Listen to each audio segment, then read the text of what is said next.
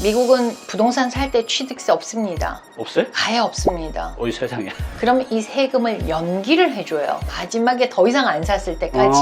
이야. 그러면 죽을 때까지 계속 사가 그렇죠. 연기가 되네요? 그러면 이게 좋은 점이 뭐냐면 안녕하세요, 단쌤입니다. 요즘 이제 한국 부동산 시장이 요동을 치죠. 불안하시죠? 그래서 요즘에 미국 부동산 투자에 관심 갖고 있는 분들이 굉장히 많이 계신 것 같아요. 제 주변에도 이미 하신 분도 있고, 그래서 우리 시청자분들 중에서도 뭐 여러 가지 이유로 해외 부동산, 특히 이제 미국 부동산 관심 있는 분들이 많이 있을 텐데, 그 전문가를 모셨습니다. 진짜 현지에서 16년간 부동산 비즈니스를 하시는 분을 모셨는데, 잠시 한국에 들어오셨어요. 그래서 급히 모셨습니다. 내일 모레 이제 출국하시는데, 피곤하실 텐데 이렇게 와주셔서 감사합니다. 남승현님을 모셨습니다. 안녕하세요. 네, 안녕하세요. 네. 안녕하세요. 부동산 PD 남승현입니다. 네. 제가 한국에 와서 이렇게 또 좋은 자리 모셔주셔서 너무 영광입니다. 아유, 네. 저희가 감사하죠. 이제 내일 모레 또 출국하시는데 피곤하실 텐데. 네. 실제로 이렇게 한국에 계신 분들이 미국 부동산 투자하신 분들이 많이 계신가요? 요즘 들어서 굉장히 많아졌고 지난번에 이제 뭐 네. 환경에서 했던 집코노미에서도 네. 많은 분들이 참가하셨더라고요. 줄 서서 참가할 정도로 그렇게 관심 있는 줄 몰랐어요. 그래요? 네. 그럼 이제 미국에서 부동산 관련 업을 한 16년 정도 하셨다 그랬죠? 네, 16년 차고 있습니다. 네. 이제 10년만 한 분야 전문가인데 이제 베테랑이시네요. 아, 일단 이제 제가 궁금한 게 실제로 이 한국 사람들이 미국에 부동산 투자해서 이렇게 성공한 사례가 있나요? 그쵸. 많은데요. 네. 하루 종일 해도 다 못할 그래요? 것 같으니까. 대표적인 거 몇 가지만. 네, 대표적인 두 가지만 할게요. 네. 그러니까 이제 부동산은 우리는 residential and commercial 이렇게 얘기하거든요. 그러니까 상업용, 원어민 같아요. 아니에요. 저 영어 못해요. 그러니까 주거용, 상업용 이렇게 했는데 우선 이제 레지던셜 그 주거용을 보면은 네. 2019년이었을 거예요. 이제 그 코로나 바로 터지기 전에 이제 집을 하나 이쪽에 투자를 했으면 좋겠다. 그래서 얼바인에다가 한국에서 네. 더 유명한 얼바인이에요. 네. 네, 거기다 1밀리언에 사셨거든요. 네. 그러니까는 100만 불에 사셨는데 100만 불이면 얼마죠? 우리나라 돈으로? 뭐 한 10억 좀 10억? 넘겠죠. 네. 근데 네. 이제 그분은 좋은 게 일단 집값이 올랐잖아요. 그래서 한 지금 150만 불 정도 가까이 그래요? 해요. 그때 50% 100만 불에. 올랐네요? 예. 거기다가 또 요즘 환율이 올랐잖아요. 네. 그러니까 환율에다가 그 가격이 올랐고 이분도 지금 계속 정기적으로 한 달에 5천 불은 들어오거든요. 렌트 수익이. 월세 그러니까는 수익을요? 예, 굉장히 성공적이라고 볼 수 있는 거죠. 예, 미국도 예, 이렇게 월세가 나오는 그 수익형 부동산들이 많이 있군요. 그렇죠. 예, 그러니까는 집을 사가지고 수익형을 하는 경우도 있고, 이제 뭐 상가를 사서 그렇게 하는 경우도 있는데, 주택을 하는 경우는 굉장히 안정적이잖아요. 누구든 어딘가는 살아야 되잖아. 그렇죠. 내가 구매를 하든 렌트를 하든 살아야 되는데, 이제 어차피 지금 캘리포니아는 제가 하는 곳이 캘리포니아니까 캘리포니아는 테넌트가 훨씬 더 많으세요. 그게 무슨 예. 말이죠? 갑자기 그러니까 여기가 나와서 아니, 그냥 테넌트는 네. 그 뭐지 집을 렌트하는 사람이 더 그러니까 집을 렌트하는 사람을 테넌트라 그러는 그 네. 임차인이라 임차인, 그러죠. 세입자. 네, 세입자가 이해됐습니다. 더 많은 거예요. 그래서 이게 입에 붙어 있어서 그래요. 제가 이해 안 되면 여쭤볼게요. 네. 그래서 그러니까 내 집을 소유한 사람보다가는 네. 이제 렌트를 하고 있는 사람이 더 많으니까 어쨌든 그래요? 내가 집을 사서 렌트를 놓으면은 그 수요가 많다라는 얘기죠. 그래요? 네, 그래서 공실 생길 일은 이치만 재고는 크게 없겠네요. 그렇죠. 예. 그리고 이제 두 번째는 상업용을 이제 하셨는데 이분은 무역을 하시는 분이세요. 네. 근데 이제 무역을 하면서 이제 롱비치 항구가 굉장히 커요. LA 같은 경우 거의 뭐 서쪽 이 아시아에서 들어오는 그러니까 우리나라 부산 같은 그런 곳이죠. 네. 근데 계속 하다 보니 이제 그 창고를 얻어야 되는데 네. 그 렌트하는 게 쉽지가 않아요. 뭐 니네가 얼마를 돈을 버는지 뭐 크레딧은 있는지 뭐 근데 내가 미국에 산 기록이 없는데 크레딧이 없잖아요. 그러다 보니까 에이 그러면 사고 말지. 네. 그래갖고 2016년에 사신 거예요. 근데 거긴 거의 2배 벌었죠. 그래요? 그래서 이분은 이 물류를 해서 돈을 버는 것보다 부동산에서 돈을 많이 벌었다고 저한테 감사하다고. 그러니까 사업으로 번 것보다 네. 사는 이 부동산이 오는 거보다 더 많이 버셨군요. 그러니까 그런 건 굉장히 정말 그래서 제가 항상 부동산 투자는 얘기하는 게 공간이잖아요. 네. 그 땅이나 뭐 집이나 뭐 상가나 있는데 공간 플러스 시간이라고 시간. 저는 항상 투자 말씀을 기간. 투자를 내가 언제 하느냐, 언제 하느냐. 언제 타이밍도 파느냐, 중요하고. 타이밍이 중요하다고 제가 말씀을 드리죠. 것이죠. 예. 근데 뭐 미국 부동산이 어떤 거든 산다고 다 오르는 거 아니죠? 그죠? 잘 골라야겠죠, 당연히. 그렇죠. 예, 뭐 전체적인 시간에 따라서는 오르긴 하지만 이제 부동산은 아시겠지만 그 모든 게 안전하고 다 좋은데 네. 결국 유동성에서 좀 떨어지잖아요. 그렇죠. 그렇다 유동성. 보니 그 유동성 때문에 로케이션 하는 이유가 내가 팔고 싶을 때 팔 수 있는 그런 로케이션을 찾는 게 부동산 투자는 최고입니다. 그래요. 예. 그러면 이제 한국에서도 사시다가 가신 지 한 20년 좀 넘으신 거죠? 네. 그러면 이제 아주 어렸을 때 간 게 아니라도 그쵸. 어, 어른 됐죠. 어른 돼서 한 거잖아요. 네. 그럼 이제 한국 부동산 투자나 뭐 그때 재테크도 관심 있었을 테고 이제 미국 가서 이제 20년 넘게 사시면서 우리나라 부동산하고 비교한다면 미국 부동산 투자가 그래도 좀 더 좋은 점은 어떤 게 있을까요? 우선은 미국 부동산은 안전하다는 게 굉장히 안전. 좋은 것 같아요. 뭐 정책적이나 이런 게 거의 뭐 되게 막 바뀐다거나 이런 거는 별로 많지가 않으니까. 그래서 그리고 또 미국 부동산 좋은 점은 세금 공제 혜택을 준다라는 거예요. 그게 뭐죠? 그러니까 예를 들면서 뭐가 있냐면은 요즘 이제 젊은 층에서 네. 집을 많이 사는 경우가 많은데 네. 그러니까 예를 들어서 내가 뭐 1년에 수익이 1억이다. 네. 그러면은 1억에 대해서 내야 하는 그 뭐라고 글로세라 네. 그래야 되나? 하여튼 세금이 있잖아요. 개인 그 우리 인컴 텍스라고 네. 얘기하는데 그 소득세를 내야 되는데 미국은 세금을 내는 개인 인컴 프로퍼티 텍스 내는 게 두 가지가 있어요. 네. 스탠다드가 있고 아이테마이즈라 그러는데 스탠다드는 내가 공제하는 거야. 네. 예를 들면 나 혼자면은 12,000불만 공제를 해요. 네. 그럼 10만 불에서 12,000불만 공제하면 88,000불에 대해서 세금을 내는 소득의 기준이 88,000이에요. 공제 금액이 있군요. 예. 네. 근데 이제 다른 방법으로 또 하나 선택을 한다면 요건 집을 가지신 분들 네. 집을 가지면은 재산세를 내고 그러니까 보유세라 그러죠. 네. 집에 대한 보유세를 내고 그다음에 모게지를 받아서 이자를 내는 것을 그러니까 공제 디덕션을 해주거든요. 그 대출 이자에 대한 것도 공제가 네, 된다는 거죠. 예, 그렇게 되면은 예를 들어서 뭐 이자가 2,000불씩이다 한 달에 그러면은 그게 24,000불이고 네. 또 이제 아까 100만 불을 샀다 그러면 한 12,000불 정도 보유세가 나가는데 그럼 한 36,000불을 빼는 거예요. 네.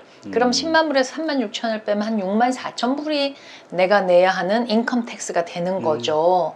그러면은 벌써 88,000과 64,000은 텍스를 내는 레이시 틀려요. 네. 내가 정확하게 모르겠는데 예를 들면은 88,000이면은 이거는 한 28%를 낸다, 뭐 25%를 낸다.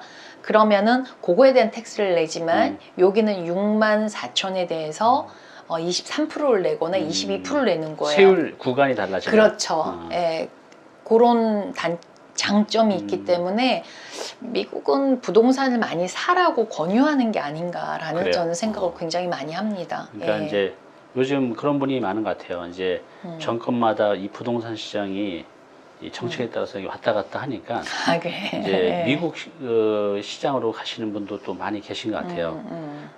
지금 이제 한때는 우리나라도 이렇게 주택을 구입할 때 대출이 굉장히 잘 됐었어요. 근데 지금은 이제 대출 기회가 많아지고 하는데 그래서 아예 안 되는 경우도 있고요.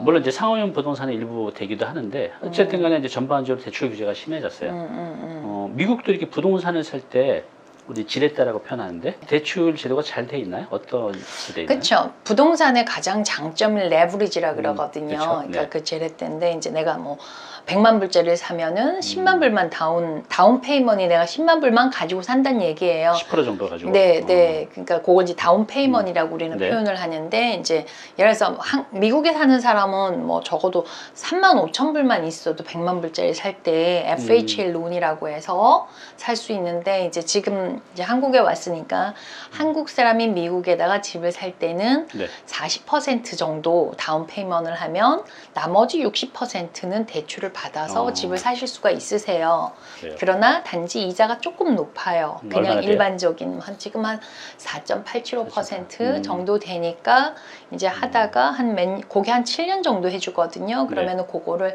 다시 이제 내가 그냥 일반 론을 받을 수 있으면 다시 트랜스파하는 경우도 갈아타고. 있고요. 네.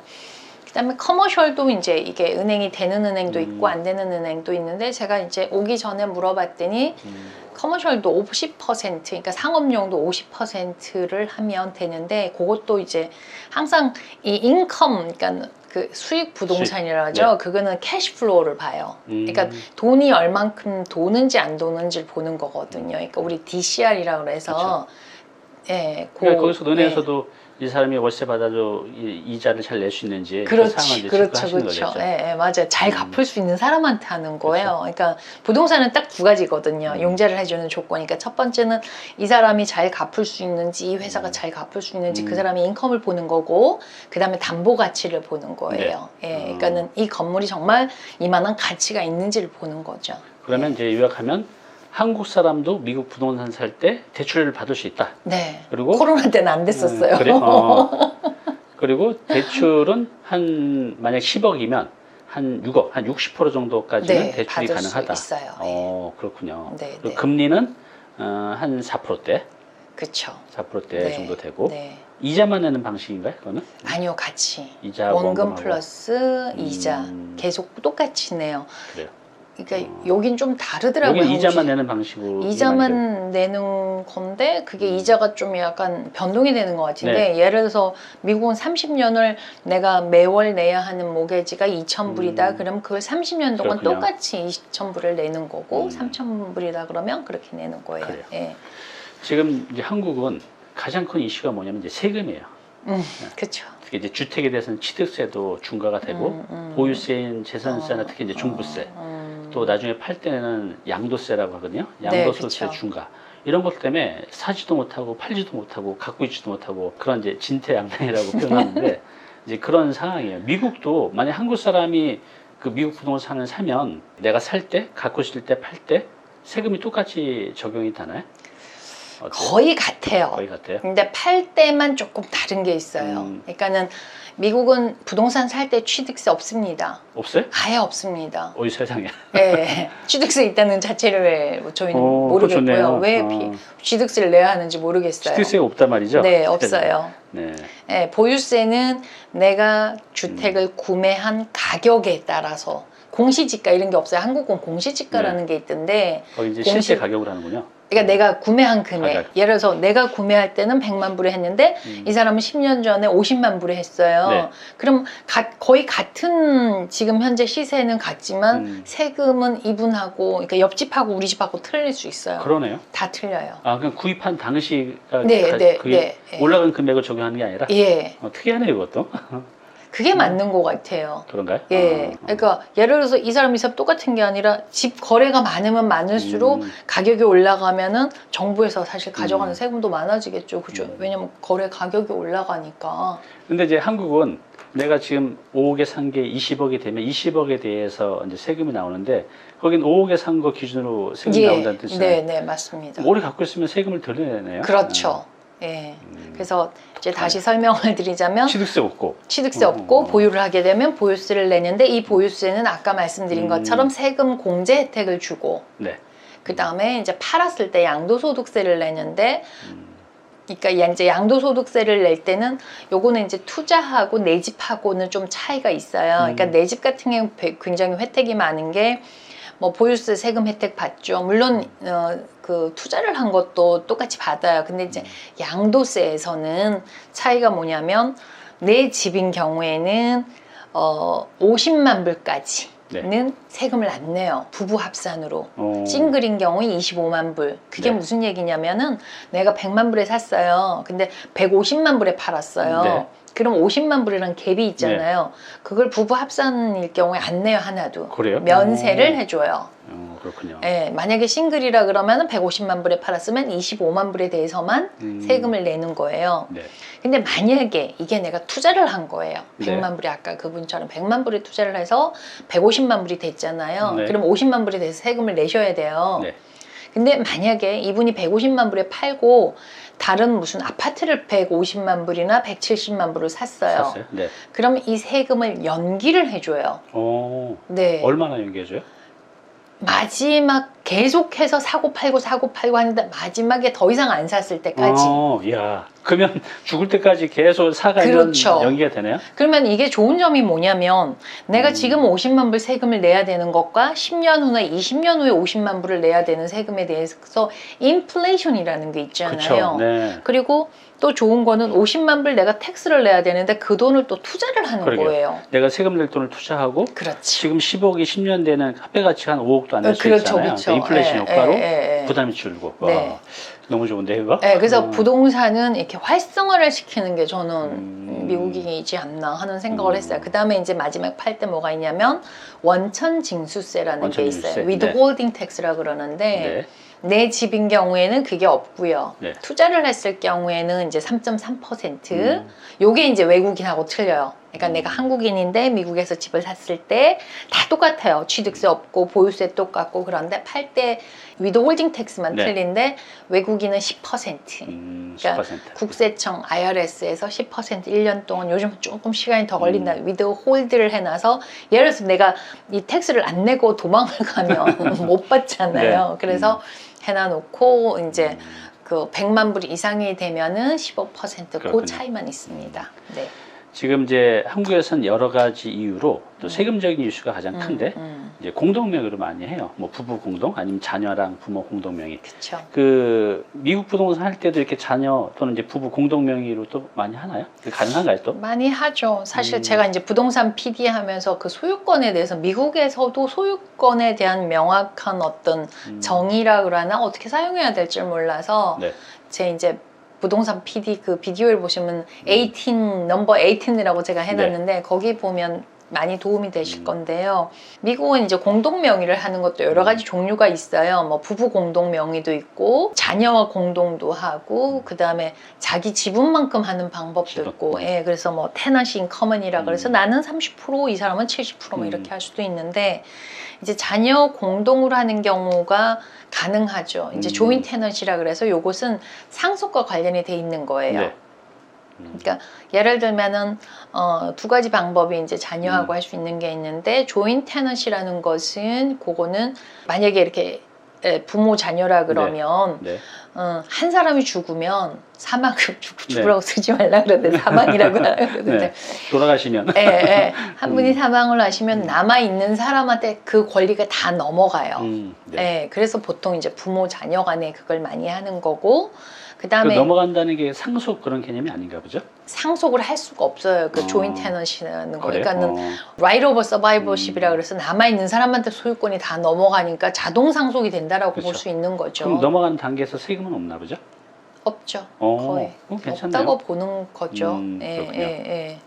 그리고 상속하는 방법도 좀 틀려요. 사실 요거는 그렇죠. 이제 네. 변호사분들이 하셔야 돼. 제가 여기서 얘기하는 그래. 문제가 되니까 하여튼 알지만 디테일한 거 말씀을 못 드리고 네. 그 다음에 이제 TIC라고 해서 테너시 인커먼인데 그거 같은 경우에는 뭐 자녀가 30% 부모 그러니까 아빠가 뭐 70% 이렇게 하실 수가 있고 이거는 이제 다종으로 넘어가는 건 아니고 이제 우리 리빙 트러스트라서 상속 계획을 해놔야 돼요. 하여튼 이제 공동 명의로 하는 게 가능하고 그런 거에 대한 증여나 상속 관련해서도 요것도 이제 보통 뭘 많이 하시냐면 어릴 때 유학을 보내서 미국에서 자랐어요, 자녀분이. 그러니까 이제 다 커서 거기서 이제 성인이 돼서 결혼하고 살다 보니 여기에서 부모님이 나이가 드시니 이제 미국을 가시는 경우 꽤 많아요. 많죠. 네. 그리고 왜 아드님이나 따님이 시민권자면 여기 부모님이 하는 건 금방 되더라고요. 그래요? 그러니까는 같이 가는데 이제 부모님이 다운 페이먼트 하는 돈을 대시고 네. 융자는 아드님 이름으로 해서 공동 명의로 사는 경우도 꽤 많이 봤어요. 그렇군요. 그래요.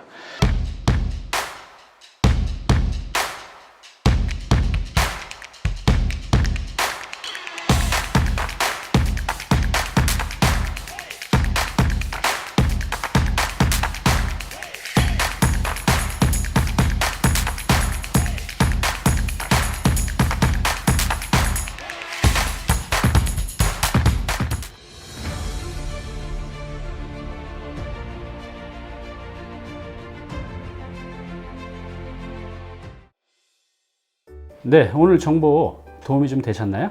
앞으로 이런 정보 계속 받아보실 분은요, 여기 구독 부탁드리고요. 그다음에 오른쪽은 제가 추천하는 영상입니다. 꼭 한번 보시기 바랍니다.